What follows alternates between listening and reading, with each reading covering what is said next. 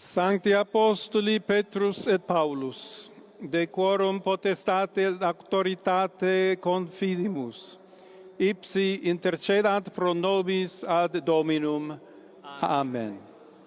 Precibus et meritis Beate Mariae semper Virginis, Beati Michaelis Arcangeli, Beati Ioannis Baptiste, et Sanctorum Apostolorum Petri et Pauli et omnium sanctorum, misereatur vestri omnipotens Deus, et dimissis omnibus peccatis vestris, perducat vos Iesus Christus ad vitam aeternam. Amen.